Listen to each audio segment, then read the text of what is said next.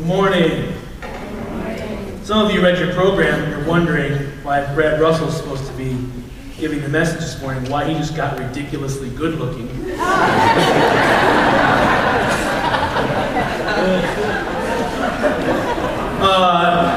No, really though.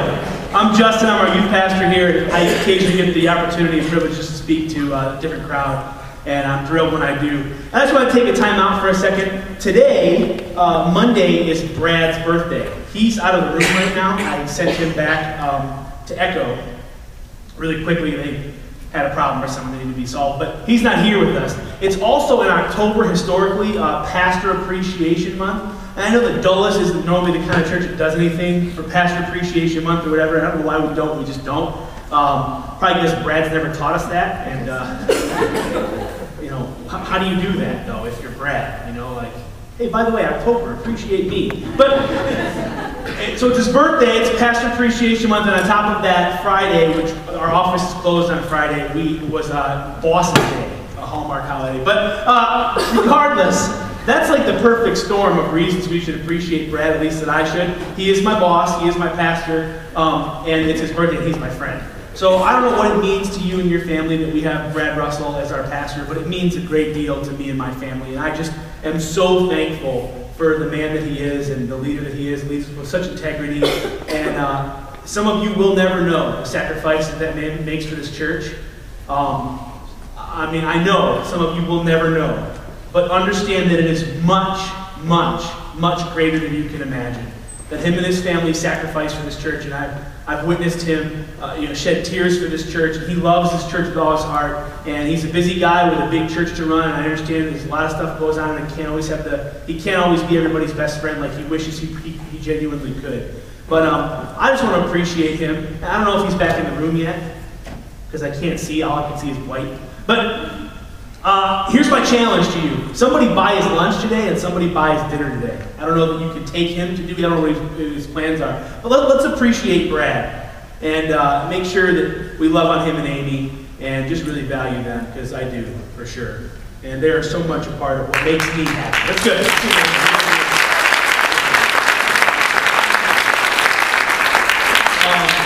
I love this image of the dangling carrot in this message. I love it. I love this image because I resonate with this so much. I always feel like happiness is this thing that I chase and can never seem to really capture and get a hold of, and it's always sort of just out of my reach. I'm like a little kid in a lot of ways. My wife makes fun of me a lot because when I was a little boy, my greatest gift ever, my mom bought me a wooden sword from the Michigan Renaissance Festival, and it became like my best friend. I had this thing with me at all times. I mean, like to dinner, I would wear it, and I was just always prepared. My mom made me this little leather scabbard for my blade, and so when I took a bath, I would hang it on a little towel hook in case while I was bathing, I was besieged by goblins. I had it prepared at all times, and now that I'm a little older, I can. It's legal for me to have a little more dangerous toys, and so I do. I'm like kind of fascinated with it, and like the littlest things make me so happy. Like I just recently got into reloading bullets, and I'm in my garage trying to make my own bullets, and I know some of you think that's just psycho and weird, and it genuinely is. I'm okay with that, and if I do die, I have life insurance. So I'm okay with that. So if you hear about, local pastor shoots himself in the garage, you'll know.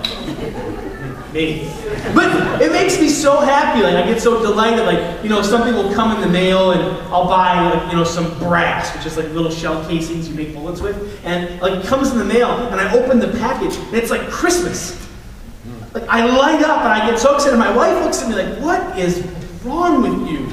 And I just want to look back at her and say, well, hey, at least I'm not, playing pen and paper RPGs or something, I could be a lot dorkier, right? And she's like, no, not really.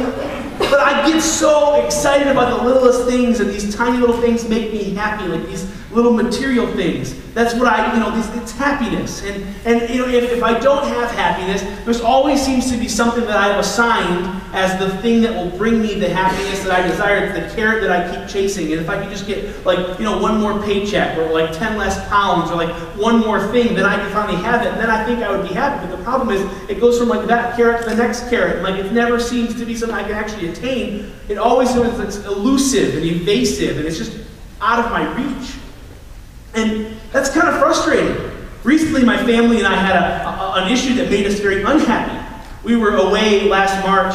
I'm in grad school right now, and one of the weeks I was on campus, we stayed at this little hotel. We just had a baby, and the wife and baby came to stay there with me. It was really fun. And I'm doing classes there at the hotel. Well, Jamie hadn't been able to wear her wedding ring because of the pregnancy and the weight and all this other stuff. So she thought maybe that week, while she was away, her wedding ring would fit again.